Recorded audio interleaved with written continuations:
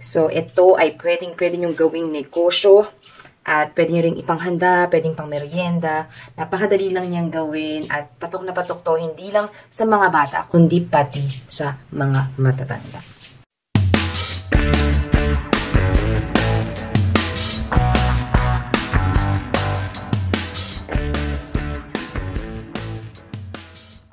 Today, gagawa tayo ng s'moreos on sticks. So, s'moreos kasi, instead na s'mores, graham crackers ang gamit. Ito naman, Oreo biscuit ang gamit.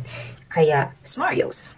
Ayan. So, para dito, kailangan natin ng extra large na marshmallows. Ito ay nabibili ko sa All About Baking for 165 pesos for 1 kilo. Kung hindi po kayo makakita nito, okay lang nagkumamit nung regular na large marshmallows sa grocery stores. Pero kasi ito mas maganda kasi mas malaki siya. Kailangan din natin ng Kremdensada. Ito yung magdidikit sa ating crushed Oreos. Yung crushed Oreos, may nabibili na rin na crush na. Pero, pwede rin mano-mano mag-crush kayo or kung may food processor kayo, mag-crush kayo ng mga Oreo biscuits.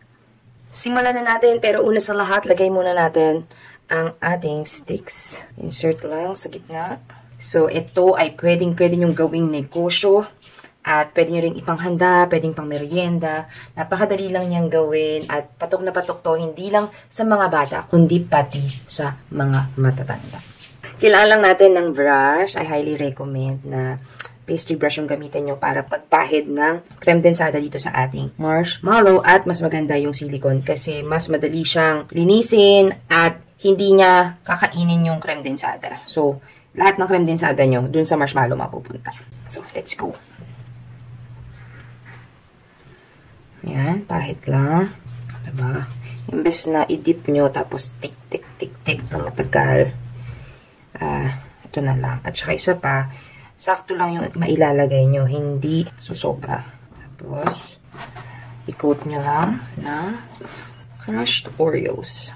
Press nyo kasi hindi ganun kapino yung crushed Oreos. Kaya kailangan medyo tulungan nyo siya. At this point, pwede na yan. Pwede na kayong tumigil.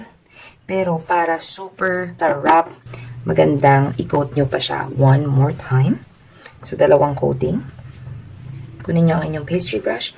Tapos, tap. Careful lang kayo para hindi nyo matanggal yung first coating.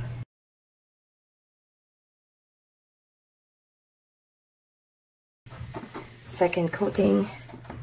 Yung crushed Oreos, nabibili to usually dun sa 454 grams na pack.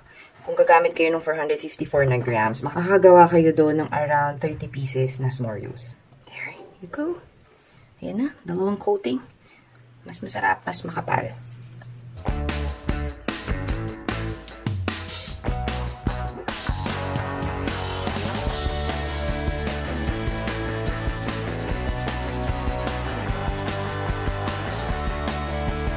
Para sa ating white chocolate drizzle, kailangan lang natin ng half cup or 85 grams na white chocolate chips at 1 tablespoon na cooking coconut oil, yung spring, or ibang vegetable oil or canola oil, ganyan.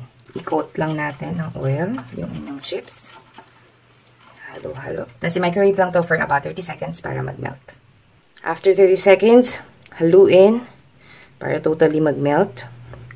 Kung sakali man na after 30 seconds, hindi pa siya nag-melt, dagdag pa kayo ng mga 5 more seconds. Mag-ingat lang kayo dito sa white chocolate kasi madali siyang masunog. Minsan, kunwari ganyan, meron pang hindi nag-melt. Hayaan nyo lang na mag-stay siya dun sa mainit. Lalambot din yan maya-maya habang nakababad siya.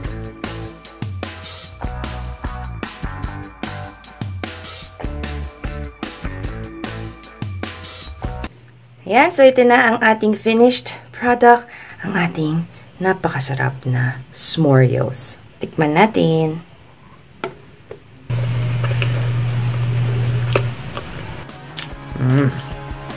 Sarap.